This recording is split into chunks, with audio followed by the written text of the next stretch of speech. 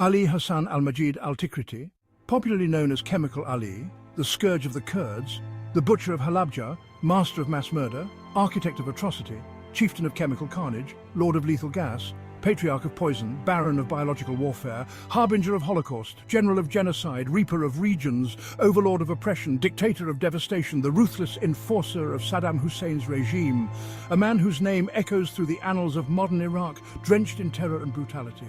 His deeds are legendary in their cruelty. His legacy a dark stain upon the land he once sought to control through fear and force. Chemical Ali was born in 1941 into the same clan as his notorious cousin Saddam Hussein. From humble beginnings, as a poor Sunni Muslim with scant formal education, Ali's early life was marked by struggles. He worked as a motorcycle messenger and driver in the Iraqi army from 1959 until the Ba'ath Party seized power in 1968. Thereafter, he was able to gain entry into the military academy and was commissioned as an officer in the infantry. By the early 1970s, he had served as an aide to Defense Minister Hamadi Shihab, and soon after led the government's security office. Chemical Ali's loyalty and brutality caught Saddam's eye, accelerating his ascent. In 1979, Saddam seized power, ousting the president. At a videotaped assembly of Ba'ath Party officials in July 1979, Saddam read out the names of political opponents, denouncing them as traitors and ordering that they be removed one by one from the room and executed. Ali could be seen in the background telling Saddam, "What you have done in the past was good. What you will do in the future is good.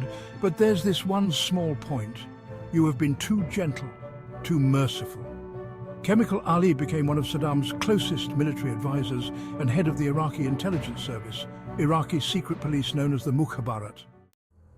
In 1983, after an assassination attempt on Saddam Hussein in the town of Dujail, north of Baghdad, Chemical Ali burnt the town, executed scores of men and deported thousands, cementing his reputation as a ruthless enforcer devoted to Saddam. From 1986 to 1989, the Anfal Campaign brought unparalleled horror. Chemical Ali was made Secretary General of the Northern Bureau, commanding all state agencies in the rebellious Kurdish-populated region of the country. Chemical Ali was known for his genocidal ruthlessness, ordering the indiscriminate use of chemical weapons such as mustard gas and the extremely potent and toxic nerve agents sarin, tabun and VX against Kurdish targets. The first such attacks occurred as early as April 1987 and continued into 1988, culminating in the notorious attack on Halabja in which over 5,000 people were killed. With Kurdish resistance continuing, Chemical Ali decided to cripple the rebellion by eradicating the civilian population of the Kurdish regions. His forces embarked on a systematic campaign of mass killings, property destruction, and forced Arabization in which thousands of Kurdish and Assyrian villages were razed and their inhabitants either killed or deported to the south of Iraq.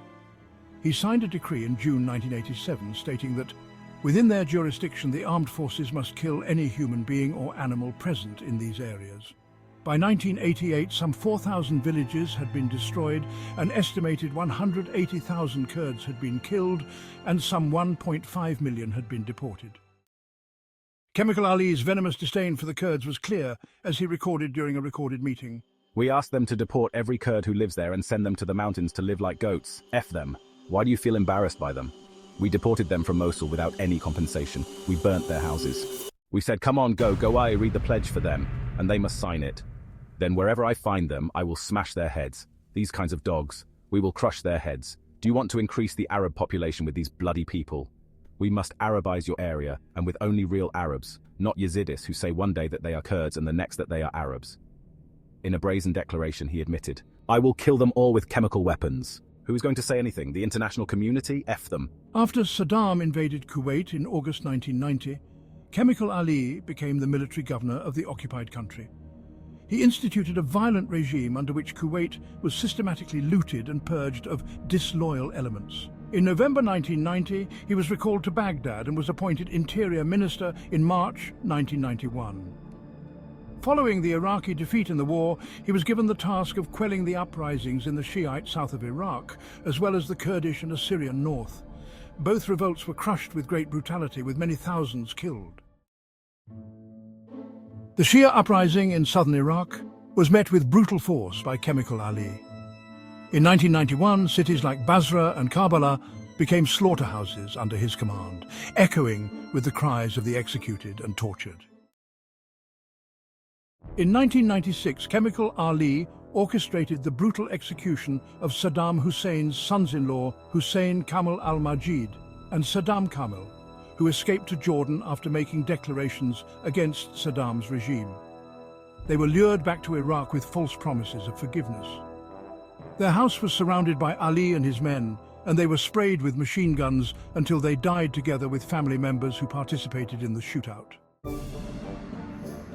The year 2003 saw the downfall of Saddam's regime, and with it, Ali Hassan al-Majid, captured by US forces in August. He faced justice for his countless atrocities. His trial revealed the extent of his brutality, with testimonies painting a grim picture of his reign of terror. On January 25, 2010, Chemical Ali met his end on the gallows. His death marked the conclusion of a life steeped in blood and cruelty. Thus ends the tale of Ali Hassan al-Majid al-Tikriti, Chemical Ali, a man whose deeds of vice overshadowed any semblance of valor and whose name will forever be synonymous with terror and tyranny. His story, like the poisonous clouds he unleashed, lingers in the memory of a nation scarred by his brutal hand.